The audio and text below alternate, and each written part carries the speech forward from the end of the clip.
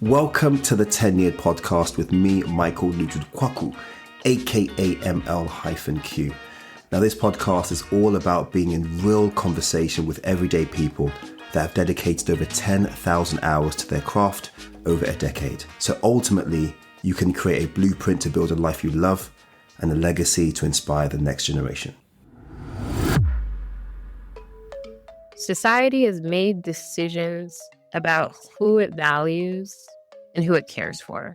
Simple.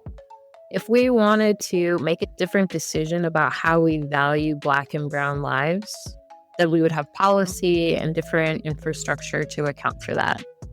You've got the capitalists, you've got the labor, those are the key positions. We as Black people, we are very familiar with the labor position. It's like, how can you be the beneficiary of something that you were never allowed to access in an equitable way? What a world we live in. Now, many of you will be thinking the same thing. Between the wars in the Middle East, Africa, and in Europe, to the death of DEI, the crumbs off the table DEI. Many of you are sitting at your desk now thinking, hold on, is my work contributing to a capitalist system which actually is going to exploit myself, people who look like me, and others? And these are great questions to ask. I've asked myself these very same questions. I'm in discovery because I want to know answers. I want to speak to people that are qualified. And so I had the chance of speaking to an expert, someone who went from poverty to a great job in JP Morgan, from studying a double doctorate at Yale in African American studies and anthropology to go on to be the head of DEI at a major bank. She not only experienced it, she's written a book called Black Capitalist, exploring whether capitalism can be used by Black people to create an equitable world for all, but also make sure that the resources are distributed equally for the benefit of all. If you're not Black, don't worry, this conversation is still relevant to you, because typically in this racial strata which we have, if you do uplift Black people, typically everyone else benefits. Just look at the civil rights movement and how many of the different minorities have benefited from this framework, the legal framework that was set out in America, but also through the decolonial movements. I hope you're going to stay tuned. I hope you're going to get value out of this. This is going to be my last episode of 10 Years Season 1. And also, slight note before I welcome my guest. My microphone wasn't the best. It broke midway through the interview, but it's still decent. So please stay tuned. Get a pad and pen for an amazing guest called Rachel Naadu-Laryea. Honestly, thank you for coming to 10 Years. Honestly, I'm so appreciative of having you here. Now, the book is called Black Capitalist. And when I was reading it, I was like, this woman has lived my life. Because number one, we're both Ghanaians. 1.2 is we're both Ghanaians.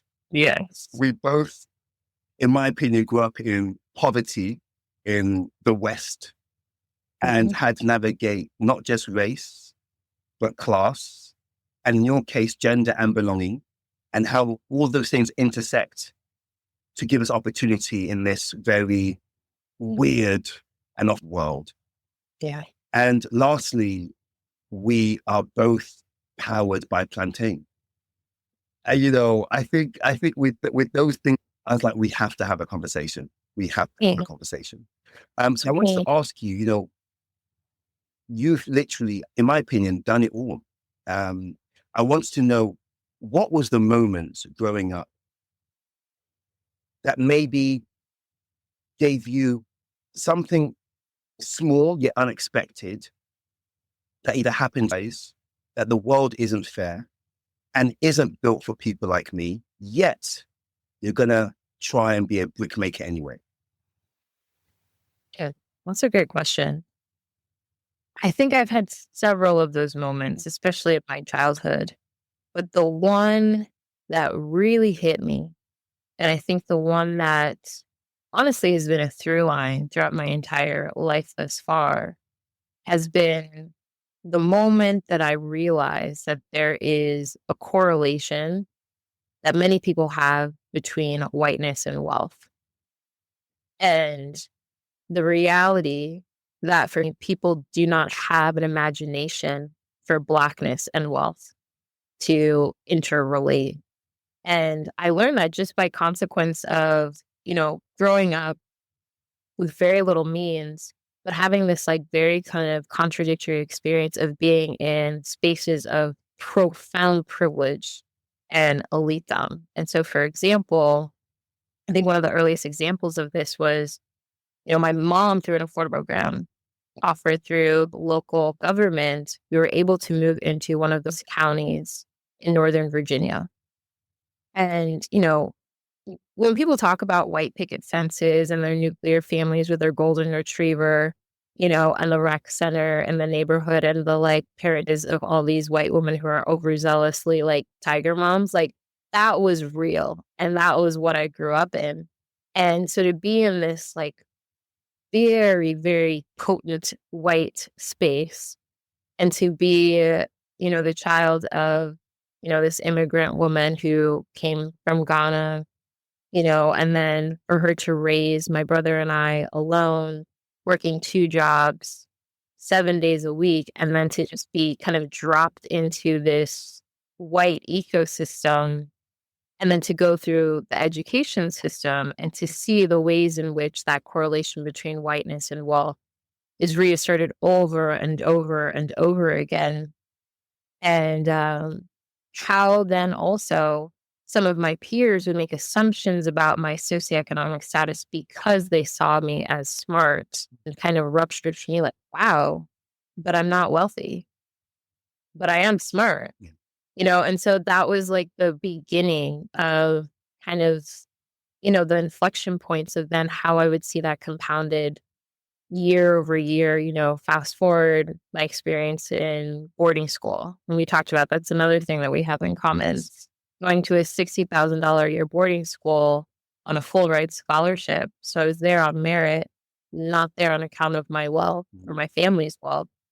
And so there was that kind of fear, but just also the stakes attached to I have to perform in order for my seat to be secured in this place.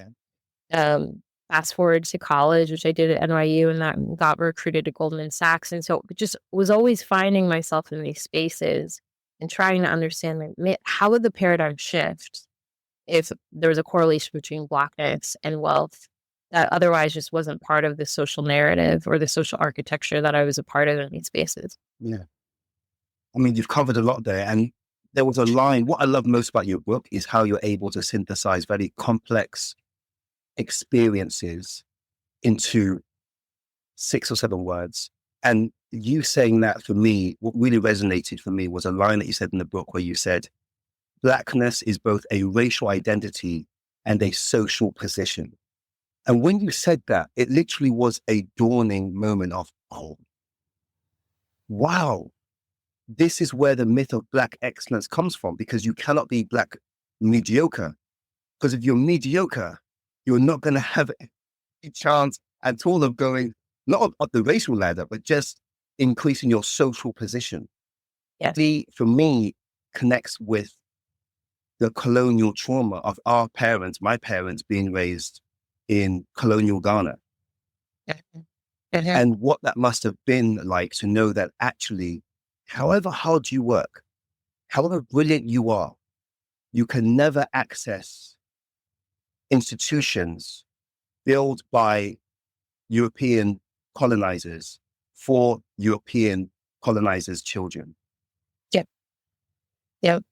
And you enter these spaces as final is an act of violence because your presence triggers. It's like having a thief in your house and you're at work. You're at work. He's in your house. The violation you feel. Yes. And then when the floodgates open, really, what do you indoctrinate your children to be? And I was like, wow, this is why they pushed us so hard. I tell you, every day I live is another day I grow just all the more admiring mom. Because, yeah, days, 4:30 a.m. wake up calls and just the level of discipline and rigor with which she used to raise me, I get it now. Yeah. You know, I get it. Like, well, people will say, oh, race is an American problem. But it's just, it's such a bigger thing than that. Because again, it's not just a racial position, Blackness, but also a social one. And it's what really then captures the kind of the global phenomenon of othering and Blackness as a tool and race used as a tool for othering. And so, yes, America, the very particular way in which we execute that difference in othering, the colonial context and in neo-colonial context, the vestiges of that. And also the ways in which, especially within an American context, there was a time in which Europeans came to this country and they were perceived and treated as Black. But the only difference is they were able to elevate themselves, quote unquote, out of their Black position, their social position, and that's how it was operating in that sense. Whereas our skin is permanent. Yes. And so regardless of where you go, your social position might be operating or its position might be operating. But nevertheless, excellence becomes the tax that's placed on Blackness in order to be that piece and to enter these spaces, and to do so in a way where you are able to keep as much of your process, because it then becomes the assault on you. Yeah. Yeah. Because of your entry into these spaces that you are supposed to be in. What you just said is absolutely beautiful. And I read a really good book called History of White People by Professor Nell Painter. And that book made me understand that there was a hierarchy, and still is, there was and still is a hierarchy of whiteness. And that's why this movie, Sinners, is so powerful, because at the bottom was Irish people in particular. There's a really good comic of the day, I want to say late 1800s in the book, basically a Black person on a scale and a white person on the opposing scale. And Black and Irish people were both dressed terribly, in that cartoon. But the Irish person was just a millimeter above the Black person. I mean, you could almost not see it if you didn't look at the scales. And that taught me a lot, because what it taught me was, actually, whiteness is getting access to resources and citizenship. And Irish people, Jewish people, Italians, Finnish people, who were very, very awkward to put in the hierarchy, had to earn their way into whiteness. And one of the biggest ways they did that was through fighting for America, or Britain, First World War, Second World War. And it's like the blood that was spilt. The problem is that there's this myth that Black people, if we just work hard enough, we will be able to access these resources. As you've said in the book, whiteness only exists, or whiteness makes sense because Blackness is there, but it has to be there and it has to be solidified. It has to be a permanence in order to allow the liquidity or the fluidity of other people to go up the racial hierarchy. Yeah, it's like respectability politics depending on who you are. But when it comes to Black people, they killed Martin Luther King in a three-piece suit. Respectability politics doesn't work that way. It's interesting because so much of the rhetoric is around, we have these prevailing issues that we're just struggling so hard to figure out. But another way to look at it too is it's quite simple in that society has made decisions about who it values and who it cares for. Simple. If we wanted to make a different decision about how we value Black and brown lives, then we would have policy and different infrastructure to account for that. But that's just not the case. And so it's a matter of just reckoning with the honesty of, we decided that structurally, systemically, we don't care about Black people. We don't care about their access to thriving. And the only ways in which we're going to contain that rage, that hate, arguably a neurosis, if you will, is to almost create that like slow drip of resources or moments of access. I think in a lot of ways, DE&I is like a consolation prize It is by no means the actual win, you know? And so it's like all these different ways in which it's like, okay, how can we appease?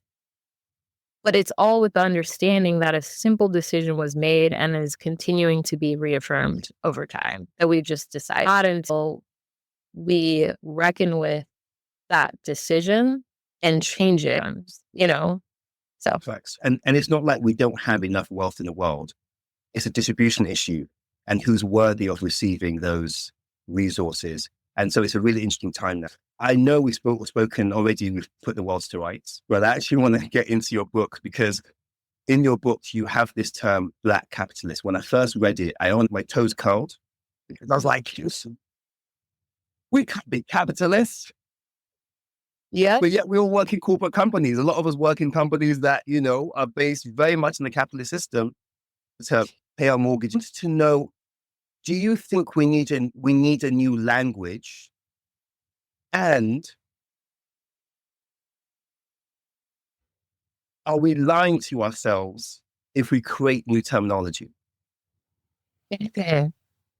We absolutely do need a new language. And I think we're lying to ourselves now because of the ways in which we've rinsed or sanitized economy. I'll give you examples.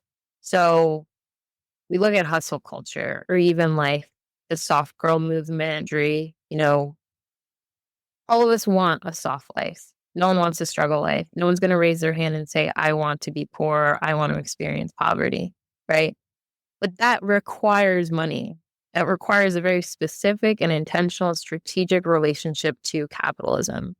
With you being, or whoever, you know, is in support of this kind of life that they want, having a kind of capitalist orientation around like, how can I create excess resources for myself, my family, my community, etc.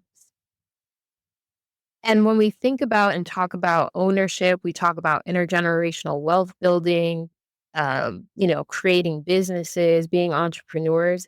That is all an engagement with capitalism. To be an entrepreneur is to be a capitalist. Yes. And the issue is like we will have all these conversations about how to, you know, secure the bag, but you don't associate that with capitalism in and of itself. That becomes the greatest lie. Because I think part of why your toes curled and why so many people like we still, you know, we judge books by their cover. We're like, ooh, Black capitalist. This is giving Candace Owens. I'm out, you know? It's because, and for so many good, valid reasons, like the history and the legacy of slavery, colonialism, and its impact in our positionality to capitalism as Black people over time. Within capitalism, it's like you've got the capitalist, you've got the laborer. Those are the key positions. We as Black people, we are very familiar with the laborer position. And so to even present the idea of someone being Black and having an affinity to, you know, capitalism as their economic presents for many people an identity crisis. It's like, how can you be the beneficiary of something that you were never allowed to access in an equitable way?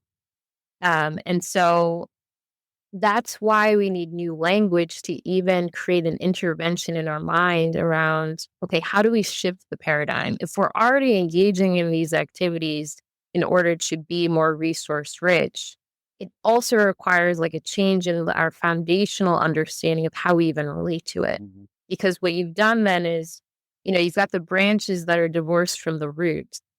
And it's only when you incorporate the root and have a strong foundation are you able to then change the system in and of itself, rather than just have permutations of it and it shows up on like home ownership or entrepreneurship or all these other ways we talk about, you know, increasing the number of Black millionaires and billionaires that exist. Mm.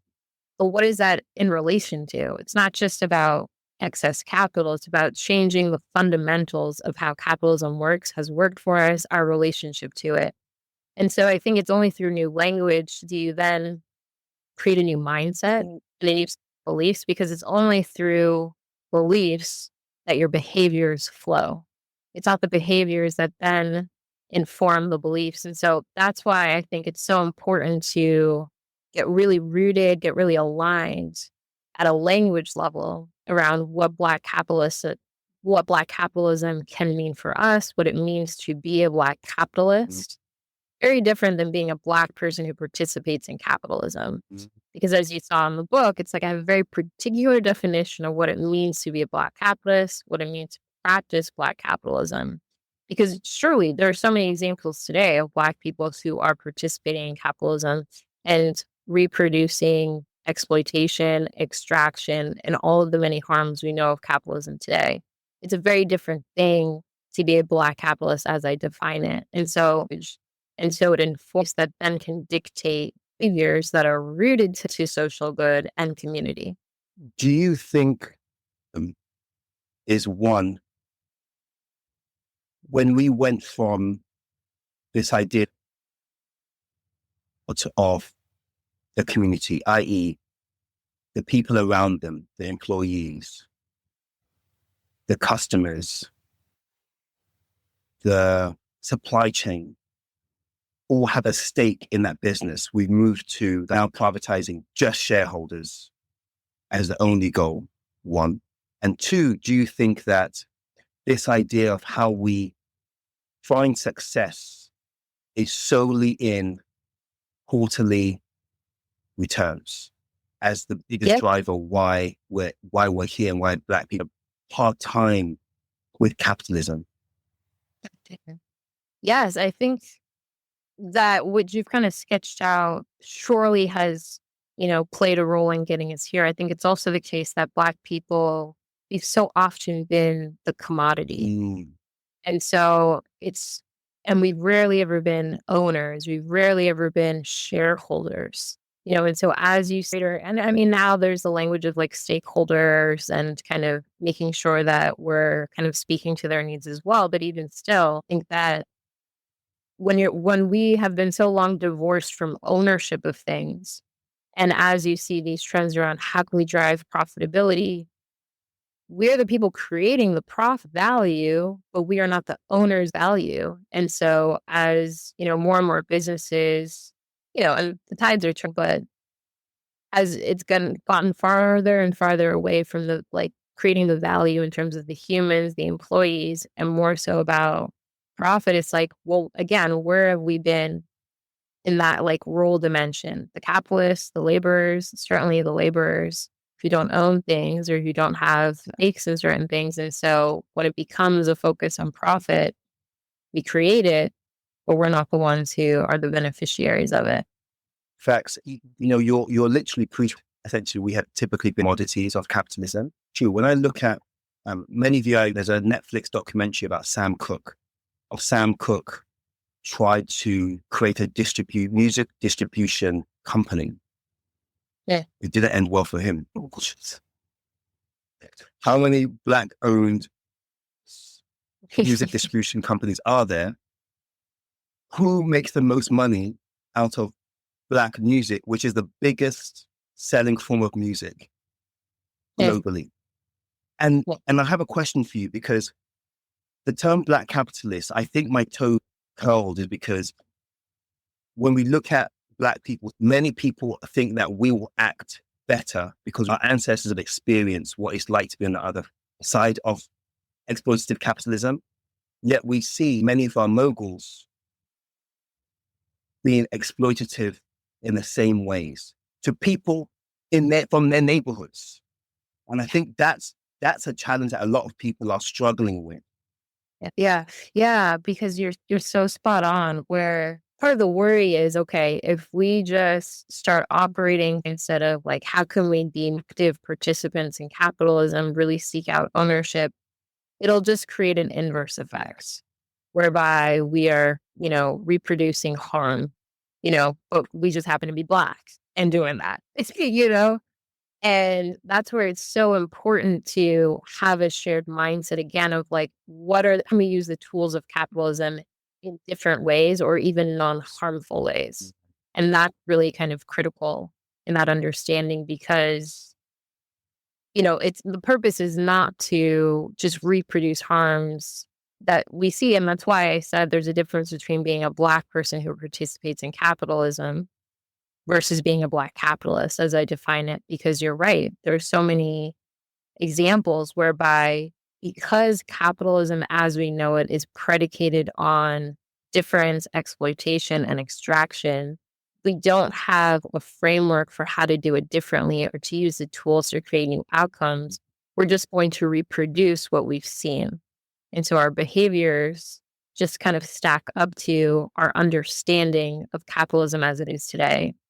But the hope is that, okay, if we have this new framework for what Black capitalism can be and how we use the tools differently, it's actually about creating a new way in which we can operate in the system that over time will change the system as well. How do we do that? What rituals do we need as, yes, Black people in the corporate space, but also other people that see the negative externalities, the negative impacts of capitalism affecting rural parts of England, rural parts of Virginia or Mississippi or Alabama, and saying, wow, this system is not good because there's no accountability when you've got money and power.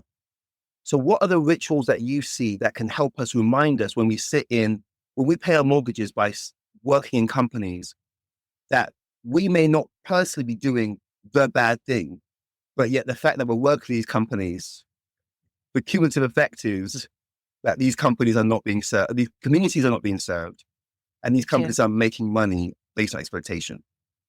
Yeah. I would say the most important scalable ritual is operating and viewing the world from a community orientation.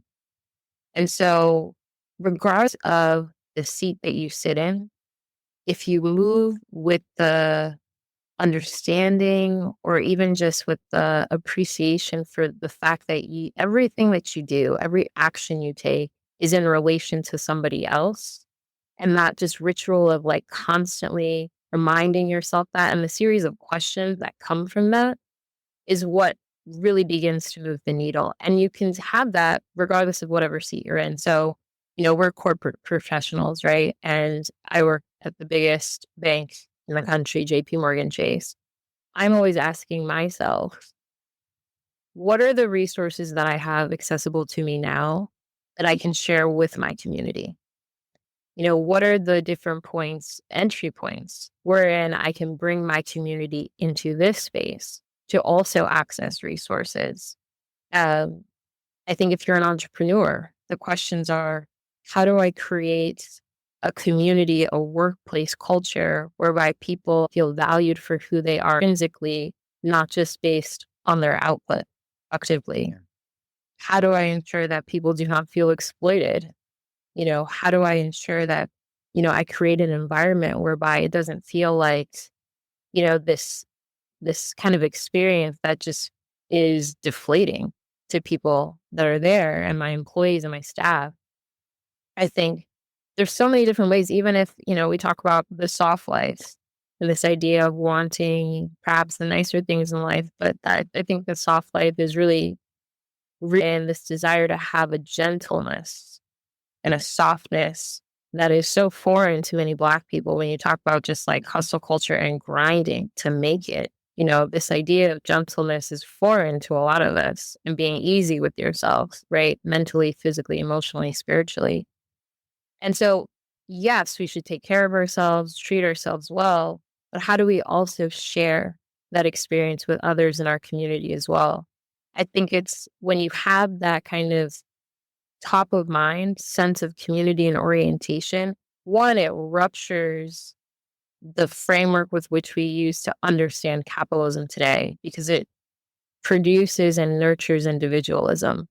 How can I get what I need for myself in order to sustain myself in relation to community? The buck stops with me, the capitalism that we know.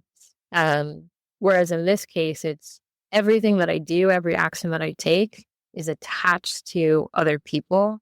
And then that's where you get to really start to activate that kind of social good that I talk about, which is paramount to Black capitalist orientation, a practice of Black capitalism as well, just securing the bag, securing the people, as I say as well. And so I think that's just a fundamental ritual. I think also for me being a person of faith, we talk about the principles of loving your neighbor. and all the many ways you can do that. And that's why I said it's a simple thing. We decided long ago who we value. Because if you truly love someone, even without knowing them, you appreciate their intrinsic value.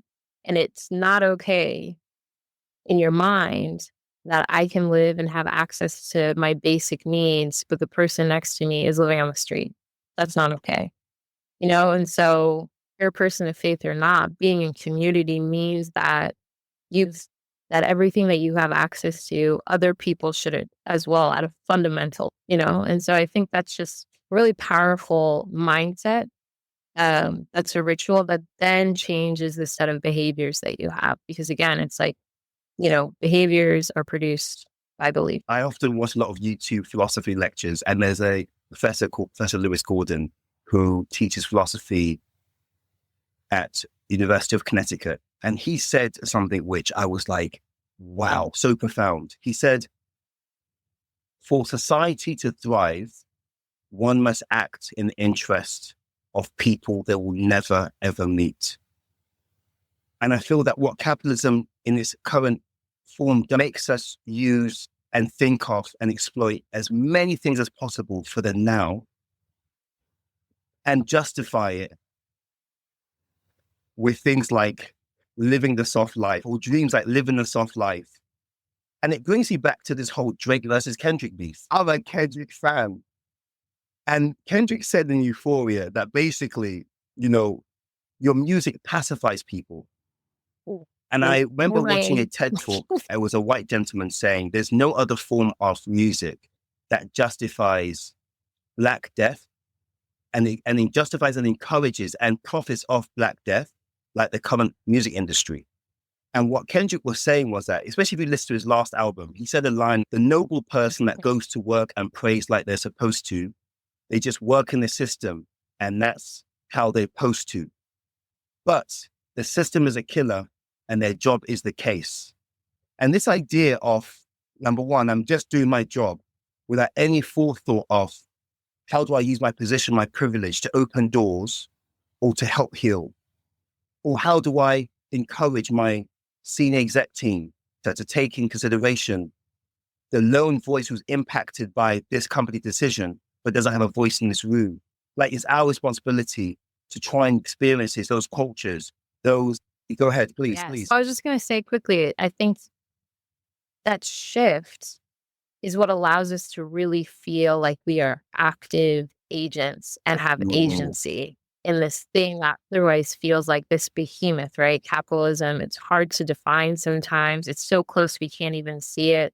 So it can feel deflating. It's like, oh, I'm just, a bot in the engine and it is what it is. We resign ourselves. But the reality is, for so many of us, we feel most agentic, most powerful within our position in society when we're voting. And that happens every so often. The reality is we actually vote multiple times a day with our wallet, with institutions that we walk in and out of, the spaces that we go in and out of. And it's just like a reminder that, hey, there's so much power that we are just giving away. And I have power exponentially when I do it in community. You've laid out the fact that we must be conscious that we vote every day. So I guess with that currency, with that ballot, how do you envision us designing a system that doesn't require someone else to suffer? Yeah, I think that there's so many ways in which it gets done, because the reality, capitalism is this pie, right? And we all have a slice of the pie. And so I talked about how within a corporate context, if you're a corporate professional, what are the questions you can be asking yourself, but not just the questions, what are you then doing in response? And what are the set of actions that you're taking in response? And whether it be in the private sector, public sector, government, local government, making sure that all of those pieces, all the areas in which we find ourselves, because we Black people, we are everywhere, are working with this unified mindset to then create those new outcomes. It's not going to be this singular thing that happens within corporate spaces that then creates this transformational change. No, it's everyone has a part to play in it, because again, just like anything in community, everybody's got to get their Yes. skin in the game. And I think when you have that partnership that then scales to the level of local government, city government, national, global, that's when you really start to create change. One example that I think is so powerful that I love, Sam Goodell. I'm not Yeah. sure if you're Yes. familiar with him. Yeah. So he's, incredible work based in Ghana, has just really rich diasporic experience being educated in the US and kind of running the gamut in terms of Wall Street institutions. Took all that skill set back home, created an investment company and the work that he does. Really thinking about investing with the focus on creating value for the Mhm. African customer, with the person, but really doing it at scale. I think he, being a Pan African, he always says that, when you think about, say, Ghana negotiating, at the world stage or at the European Union, you just have Ghana's GDP, the number of people negotiating at a level where the numbers that it's putting up are perhaps quite small or arguably insubstantial. But when you're investing in creating value that's for 54 African countries, has a GDP of billions of dollars, you have people accounting for, that becomes a totally different Yes. negotiation conversation. Becomes a totally different way in which you then leverage economic power at a new scale. And that's his orientation and the work that he does as an entrepreneur. And then you've got, someone who is in the policy space and they're advocating for certain things that are in service of community that are going to create measures of it. And then you've got folks in corporate and in private spaces who are kind of rupturing inequitable practices or, speaking up for folks who aren't in the room. And like this becomes the groundswell by which change happens incrementally. And again, I think the beauty of it is there's so many ways in which it can happen. There's so many ways in which it shows up for any one person and what they're doing and the seat that they put themselves in.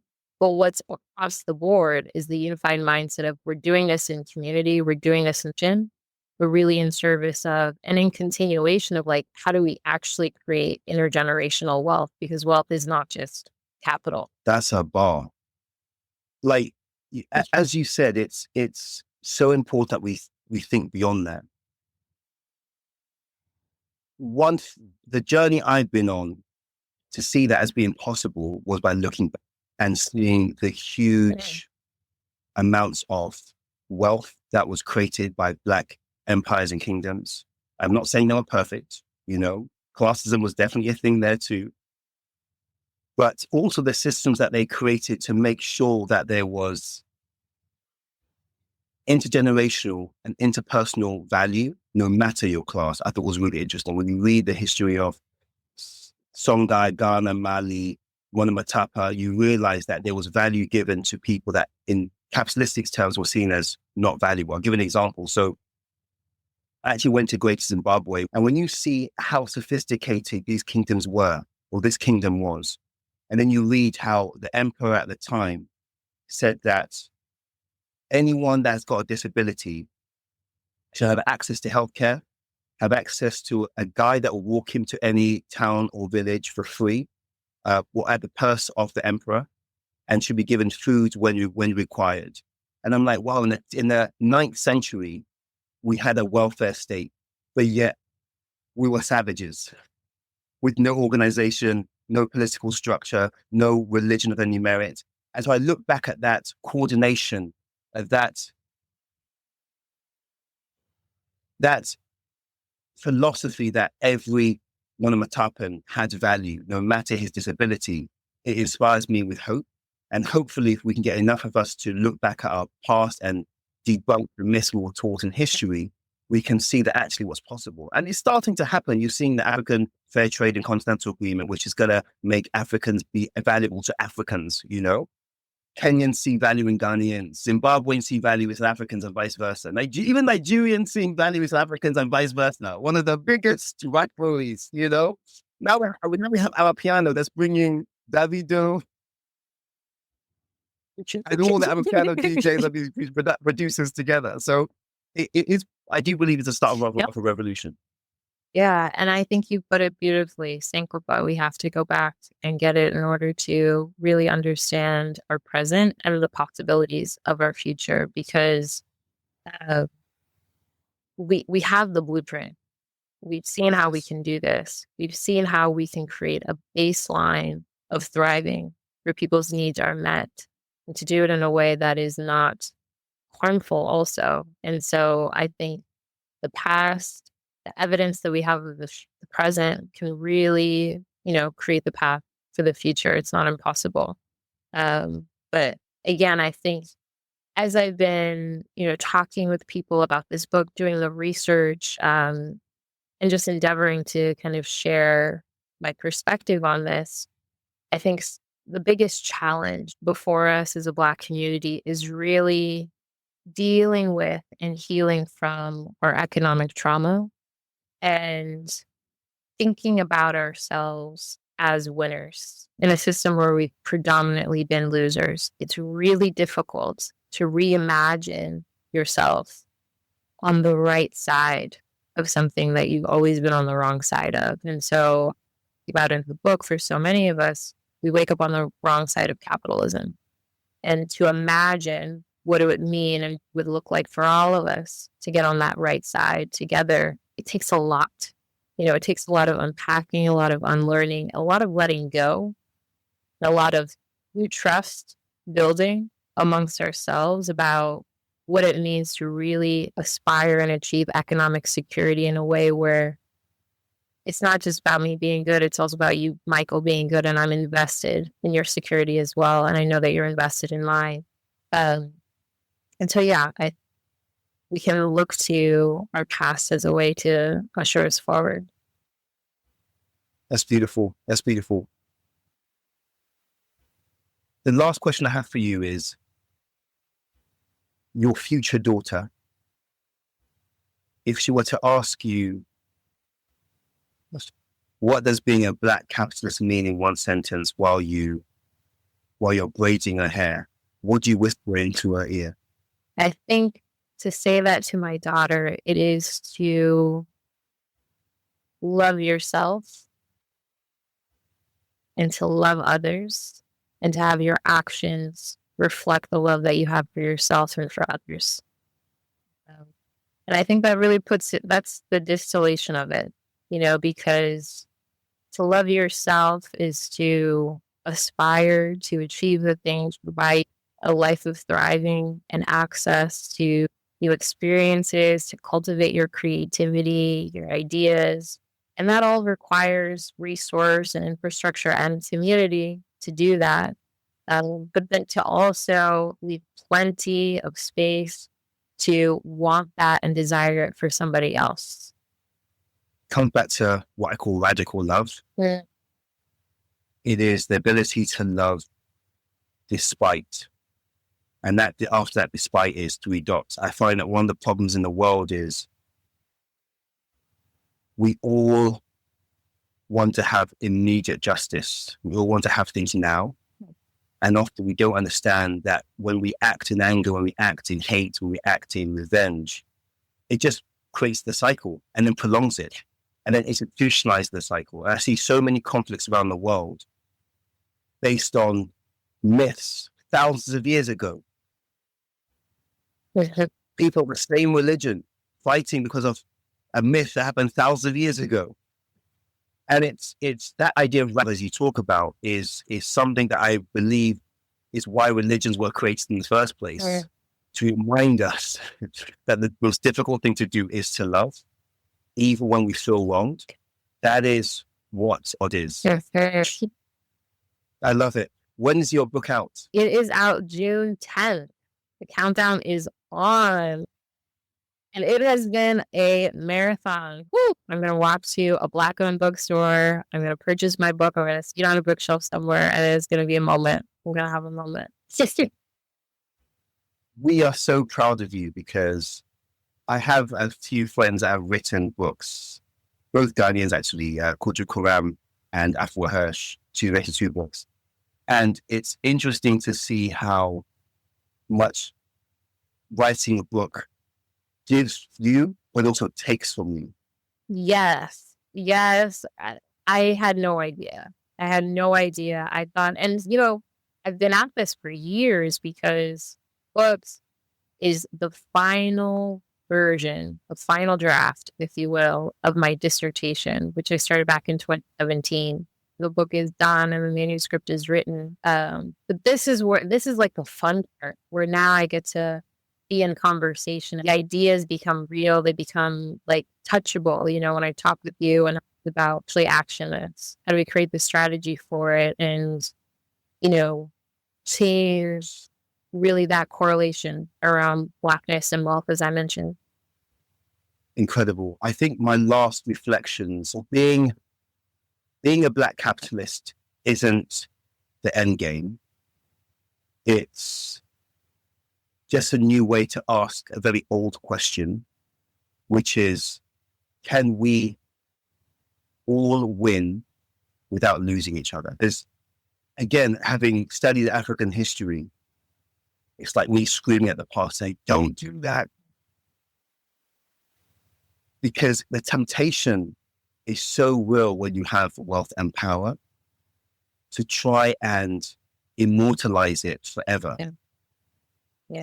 So I really hope rich and famous people read your book, because it really opens a question and it makes people start to value.